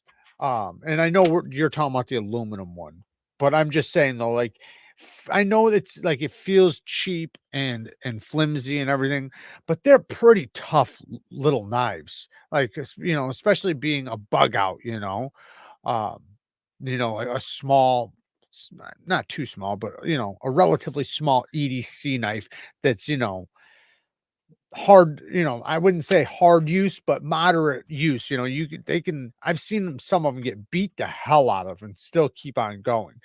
Now, replace the scales, you're increasing it by I don't even know, probably 5 times. With the sunburst aluminum scales, I haven't tried that one. But I imagine the toughness goes up, and in that case, yeah, I think it'd probably be worth it. Because my biggest problem with the bug out is the scales. That's my biggest issue, is that FRN. That's why, like even with this Hogue Deca, the first thing I had to do, I got to get new scales because I don't like them scales. It just feels cheap to me. I want to be able to squeeze it. I feel like I'm pinching my skin just trying to squeeze my knife. Yeah, the aluminum, not titanium. My apologies. Yeah, I see it. Anyone get the what is that? Hajimoto?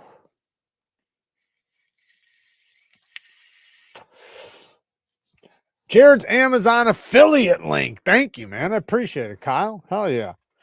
Yeah, just so you guys know, anytime I have an affiliate link down or in the description, like if it's an Amazon one, once you go there, any purchase you make after that, it'll benefit the channel. So I'm just letting you guys know.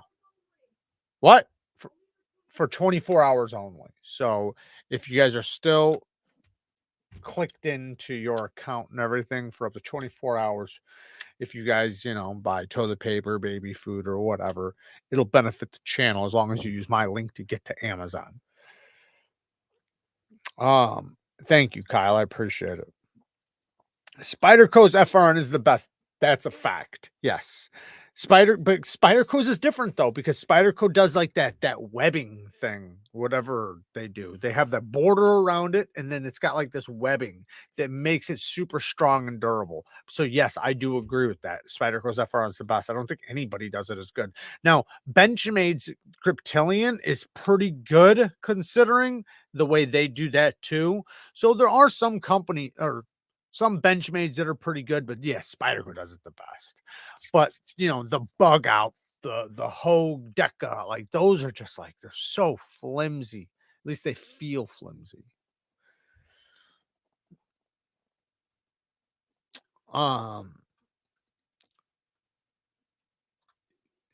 read that one. Sounds like a nice Christmas gift. Yes, definitely, Bald Assassin. Yeah, anybody who wants to know anything about the KME system, yeah, go and follow Blades and Fades. He does a lot of sharpening on his channel and does a really good job. A really, really good job. Todd Carr says, biggest problem is one extra HRC is costing them money on the manufacturing sides in regard to the material used. That's hilarious. Just that one little extra HRC, what's it going to cost you? About 50 more bucks. It's going to cost you. You want that extra HRC? You sure you want that extra HRC? Because we're not sure if you do. That's hilarious. Yeah, shout out to Blades and Fades. There is a link to his channel. Click that link and subscribe to his channel. Awesome content. James Nelson, who else got the red baby banter? Ooh, I might have it right now. I might have that bloody bastard. You can now get original goat scales that, yeah, I just did a video on it. Yeah. If you guys don't know, I have the link down in the description for the Hogue. I should have said that. Thank you, man. I should have said that. Why haven't I said that this whole time? I have an affiliate link for the Hogue, for scales on not just the Hogue Deca, but Spyderco's, Demco's, blah, blah, blah, from Original Goat with a fat discount code, 15% off. So if you're wanting to get some scales, use that discount code and link down in the description. Awesome scales, man. I just did a video on it if you guys want to see it. Did you guys watch my hatchet video? You guys see this bastard?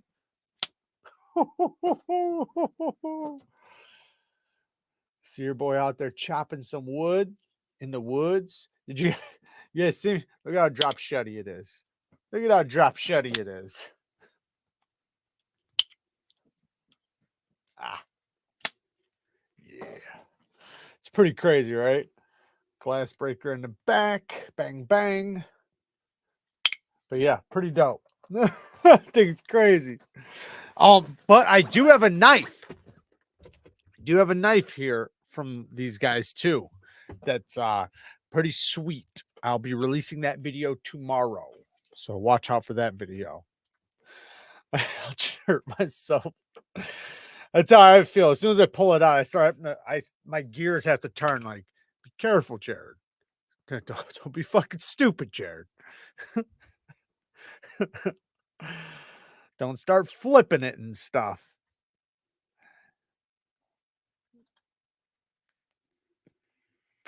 Oh, okay. Okay. What knife did you get him? Do I know what knife you got him, or can I not remember? The Winter Blade Co. hatchet. There you go. Yeah. The Winter Blade magnetic hatchet. Ever get beat on a pre-order? Anything specific to watch out for? I've gotten beat on a lot of things, but I should have, hopefully I got some stuff coming up here pretty soon that should be getting delivered. I feel like, man, some of the pre-orders I got into like a year ago, at least it feels like it. Maybe it hasn't been a year, but it feels like it. Is that hatchet on bearings? I don't know. Probably. I don't know.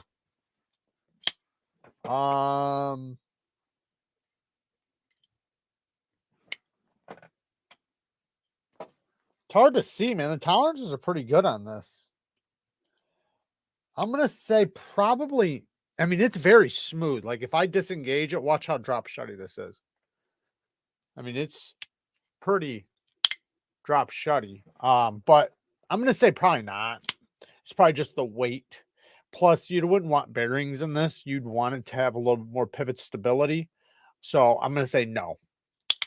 It's probably washers of some sort, which would make it keep kicking a lot stronger and harder for longer. So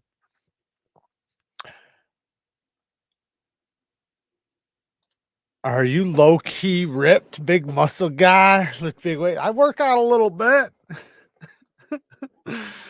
little bit. I try. Medford USMC fighter flipper. Yeah.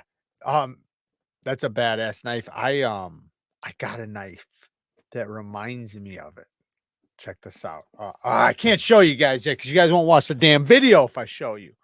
But I got a video, or I got a knife. You guys will see the video soon. It low-key reminds me of the USMC fighter folder flipper, whatever.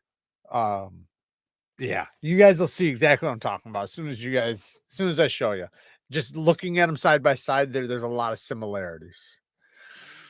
Doubt any of you guys could even guess what it is. Oh, that's what you got them.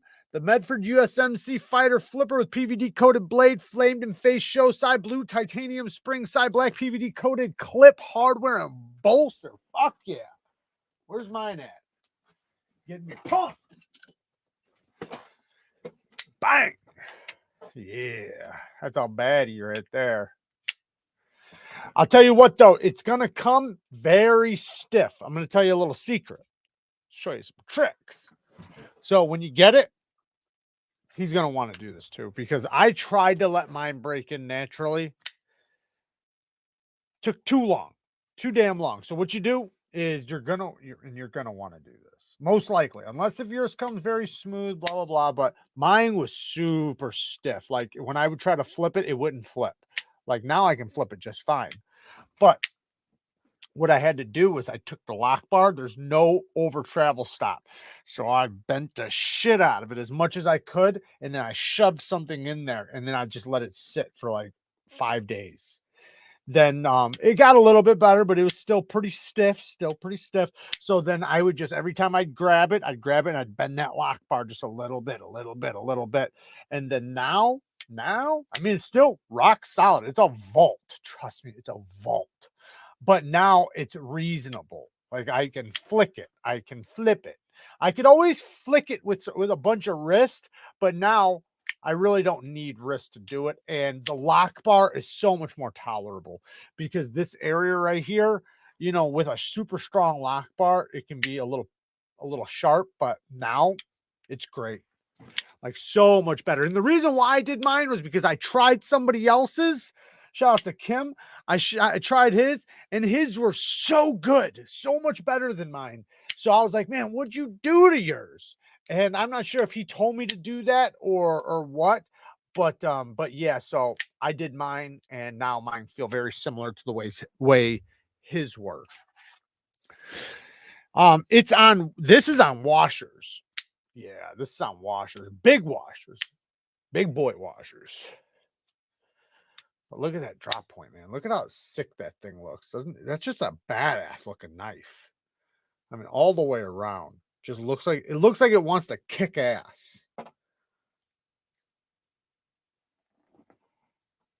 Looks like it just wants to fuck something up. It's supposed to pay homage to the K-bar, the USMC K-bar. That's why this looks like leather wrapping the handle. Yeah, that's Gucci. That's Gucci. Just got my Asher Spiral in my card. Honestly, whoever did the QC dropped the ball. Ooh, visibly burnt edge tip, and the tip was bent a little. I sharpened it out mostly, but had to remove 3 to 4 sharpenings of steel. That sucks, man. I'm sorry to hear that. Yeah, I haven't. I'm hoping to get my hands on some Asher soon. I've talked to him. He did reach out to me, so shout out to him. Hopefully, I get to try some of the new models soon because it's been a while. It's been too long. Would you have Scott Gunn on the channel, the creator of Gunny Juice? I've talked to him. He sent me a box of his Gunny Juice and stuff. Yeah, of course I would. I wouldn't have no problem with that. No, the shark's foot. Think it's about what? I don't know if you're talking to me or not.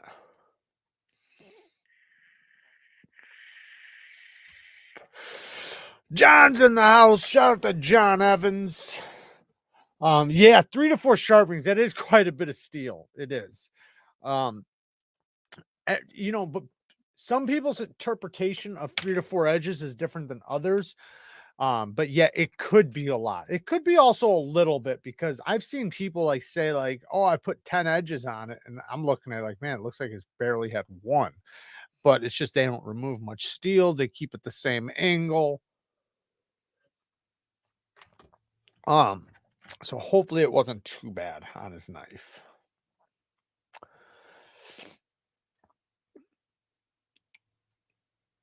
Inquiring Minds needs to know why it doesn't have an over travel stop. It doesn't have an over travel stop because it's a Medford. I don't know if Medford. The only time if they've done one, it's going to be kind of like the way Hinder does theirs. You can't see it because the clip's over the top of it, but you see that little thing right there.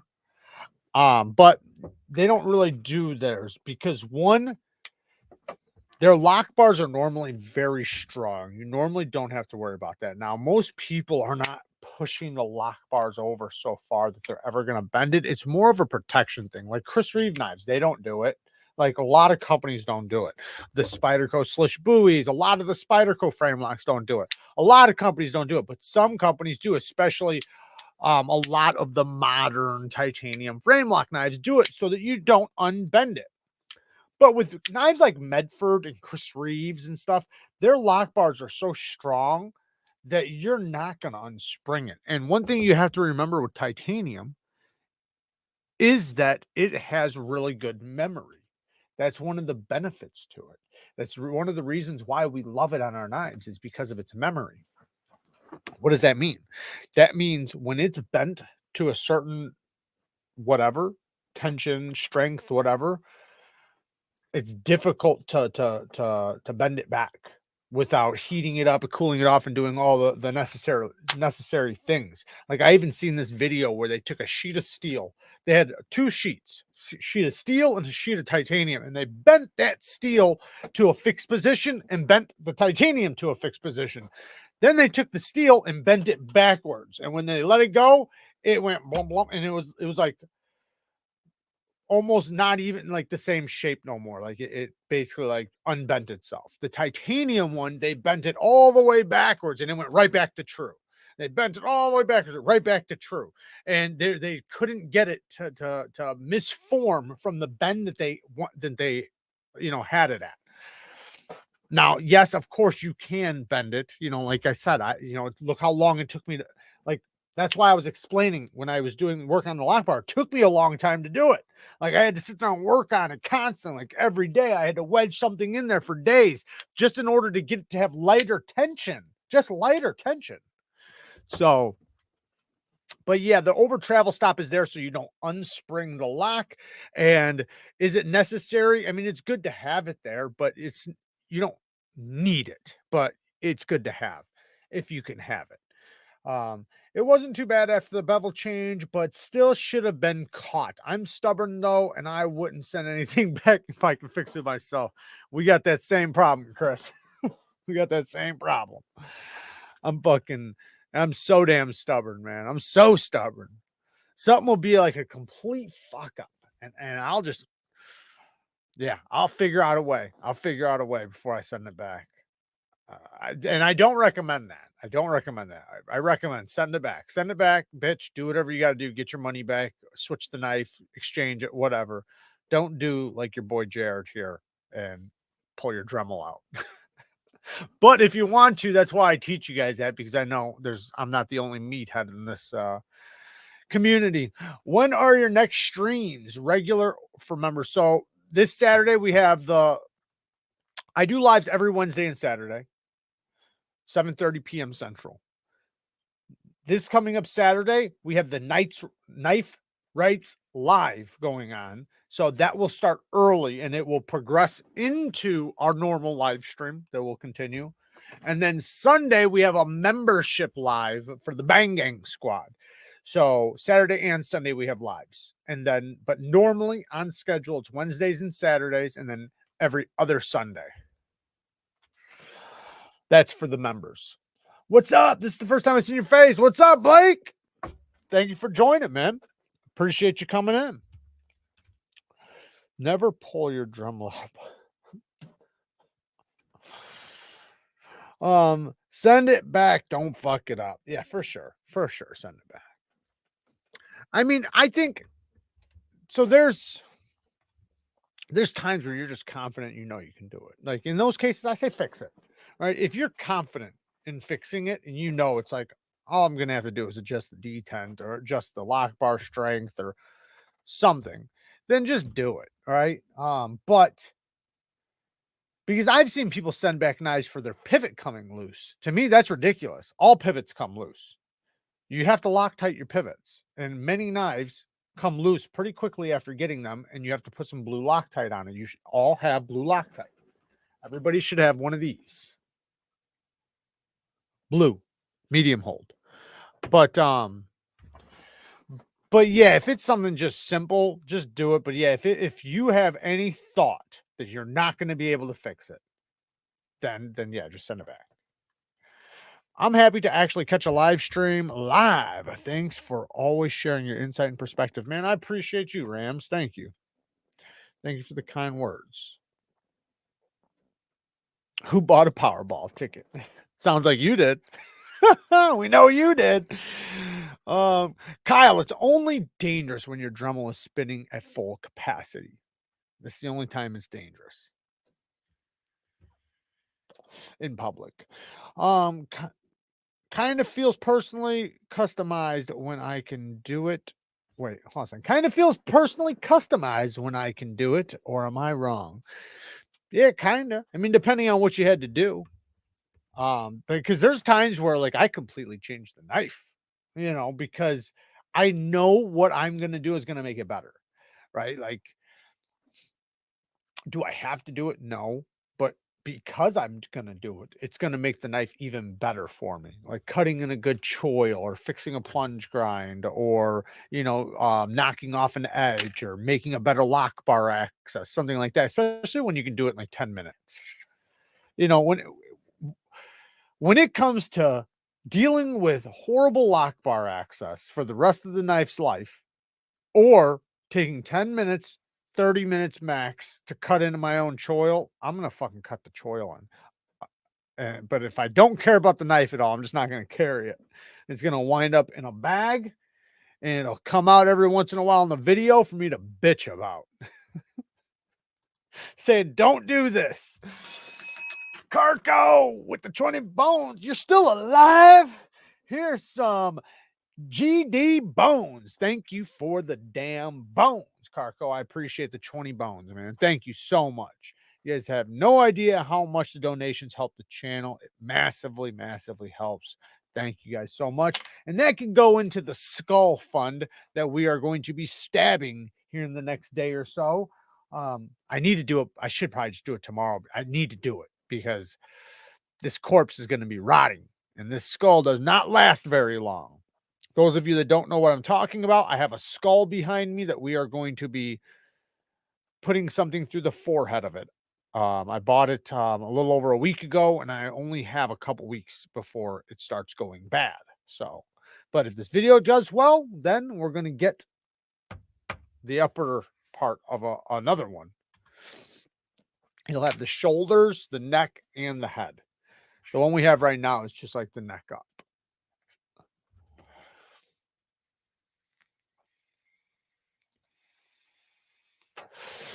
We usually do for the members' lives. It's usually around 12:15. That's usually what time it is. 12:15 on Sunday. A Central Time. 12:15 Central. You just have to know your capabilities and a knowledge level. If it's something you aren't sure about, do a little research first. People like Jared and I put videos out with all kinds of helpful info. Absolutely. And and yeah, that's so true because there are so many things that you could easily look up. You'd be surprised like how many videos I have on like fixing issues on knives. And whatever sharpening and lots of other channels too. So like I'm like by far not like the only one. There's so many of them. So you most likely can fix a lot of the issues yourself pretty easily. And then if you watch the video, watch it in great detail, you'll see a lot of the things are a lot easier to fix than you would think. Like when you see how easy it is, you're like, that's all I've had to do. You'll be looking at 3 other knives you have that have the same issue. You'll be like, I could have fixed this the whole time. My QSP Penguin and Tucson TS129 pivots hasn't come loose until companies put Loctite on them, and then they've been flicking. And then been flicking them since last year. Yeah, Loctite. I mean, that's what you got to do. You got to Loctite them for sure. They always come out because anything with tight tolerances is going to have hardware come loose. The tolerances are very tight, so there's no play, right? When you don't have as much rattle and play, like it can make hardware start backing out slowly, and it's a screw, so it's going to, from the vibrations and everything, back its way out. So put a little Loctite on it and let it settle, let it cure, because a lot of people to put Loctite on it and they're like, it didn't work. It's like, well, yeah, you dick. You put it back and then started flicking it right away. Get your action settled in the way you want, then set it down for 24 to 48 hours. Yes, Knives Live's coming up Friday night to Saturday. I'll be the last one. My time starts at 6 o'clock, and we're going to run the stream all the way to the end of our regular live. First timer, Civivi Altus or Kaiser Original. I really like the original. I do think the Altus is a better knife. So I like the original because, so my Altus is different because I have aftermarket scales on mine. So, but from the original Altus to the original, stupid. It has aluminum scales, so they're solid. It has this quality feel to it that the Altus also has, just not quite as much. But the Altus is a better tool. So both of them are great. I really don't think you can go wrong with either one, to be honest. You could flip a coin and whichever side that bitch lands on, you'll be fine with it. Both of them have solid detents. Both of them are really good. I will say this. Kaiser's been really, really good with their button locks. However, Civivi's been more consistent. I've had less issues with Civivi's button locks than I have with Kaiser's. Just setting that out there. Just setting that out there to simmer. That's usually the problem, Brian. That's usually the problem. People can't put the fucking knife down for 24 hours. And I have the same issue. Like it'll be 12 hours in, and next thing, and like I'll pick it up and then I'll look over, I'm like, damn it, I'm not supposed to be flicking this thing. Or I'll pick it up and I'm like, it should be good. And then it comes out, and then I gotta clean it off and put some more Loctite on it and let it go again. Yeah, I've had to do that so many times. Bluing isn't really that difficult. I don't know if it works with stainless steel. Oh, you're talking about bluing, like firearm bluing? No, it's easy. I've done it a bunch of times. No, bluing's pretty easily. The biggest thing with bluing is your prep. Clean it so good. That's the most important thing. Cleaning off, if you're doing a barrel or whatever you're doing, clean it off really good and make sure you don't touch it. No fingerprints, like that will affect it. Trust me. Like your fingerprints and everything. It's kind of like with anything, like anodizing, all that stuff. You got to make sure your surface is nice and clean, no debris, no dust, no nothing, and no oils from your fingers. Axial Shift or Guardian Tactical Recon. I haven't tried either one, so I can't speak on it. I'm trying to get an Axial. Can't for some reason, and I've never tried a Guardian Tactical. And if I have tried a Guardian Tactical, it was for a second. Like I haven't owned one. I might have sharpened them, but I've never owned one. I think you just answered this, but I got my M4 Shaman in 3 days ago, and it's stiff as heck. I loosened the pivot, but now I got blade play. It's either no blade play, but stiff as heck. Can't flick it. Okay, so do I have my Shaman right here? I don't. So what you want to do is one, you want to polish your washers. That's one thing. So take it apart, take your washers out. Now, also, I don't know how good you are with your Spydercos and how well you are with taking them apart and stuff, but putting it back together, you want to make sure that scale goes on nice and flat. Make sure, because that can be sometimes the issue why you're having that issue that you're having right now, could be because your scale is not lowered down on the knife flat. From from back here to here, flat, not like this, not like this. And that's what happens when you tighten a screw down too early. Treat it like the rim on a car, right? If you understand that terminology. Polish your washers. That'll help a lot because your washers might have some grit to it, which is making it tight. The next thing is make sure you have KPL heavy or some type of heavy oil and lubricate the detent ball. That will massively help.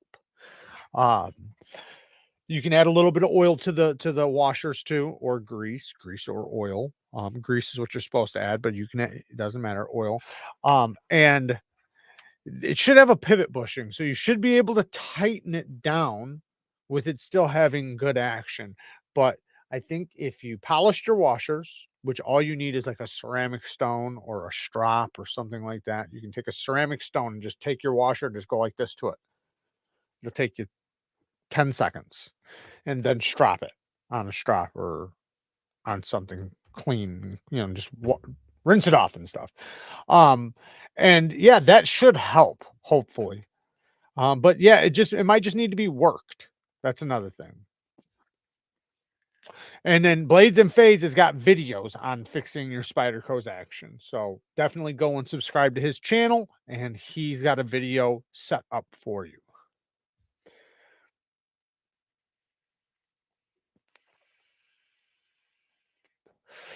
Yeah, Michael, my originals are all my originals are smooth. I will say my copper one has one little issue where when the scale starts coming loose or something, it gets so stiff, the detent gets so strong, it's annoying. But once I put it back together, like then it's fine. But then it's like it keeps getting this really stiff detent. But all the rest of mine, my originals, and I've had 4 of them, are so smooth, like glass smooth. I gave one away a few weeks ago. One of the ones I really liked too, but I gave it away because somebody needed a knife and I wanted to make sure they had a good knife. Does anyone know if the Kunwu X Tau thumb studs are threaded? I do not know. I do not know that. Sorry.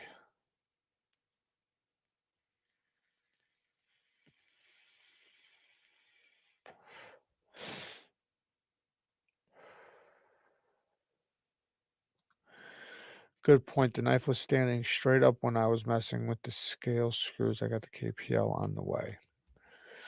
There you go. What do we have? We have 1 more minute, guys. So don't forget Mike Emler's going live right now, so you guys can hop over there to Mike Emler's live. He's going to be doing Cutlery Corner tonight. That's where you guys will see. Go over to Mike Emler's. Shout out to all the patron members. Fucking won some good shit this month. We got another giveaway coming right around the corner for you guys. So shout out to all the patron members, man. You guys got some badass giveaways this month. We're going to do some really good ones again. Shout out to all the Bang Gang members. This Sunday, we do have members live. And shout out to everybody who donated tonight. I do appreciate all the donations. Thank you guys very much. And shout out to everybody for hanging out with me tonight. I do appreciate you guys hanging out with me and chit-chatting with me and shooting the shit. This weekend, don't forget, Knife Rights Live is going to be happening for 24 hours. It will start Friday and go until Saturday. And I'll be the last live. So watch out for that. Make sure you donate to Knife Rights so that you can enter into the giveaways, because it's going to be a mess. A lot of people are going to win. That's the thing. It's not like it's like just one or two winners. A lot of fucking people, a lot of companies donated stuff. I think Doug Ritter's donating a few things himself. So, and he'll be on with me on Saturday, by the way. Me and Doug Ritter face to face. Hey, Jim. Thank you, man. Don't forget to check out Who Knives. I'm gonna, as soon as I hang up with this, I'm gonna check it out. Thank you for the 2 crackers, man. I appreciate it. Thank you guys for joining me. I love you guys. Peace.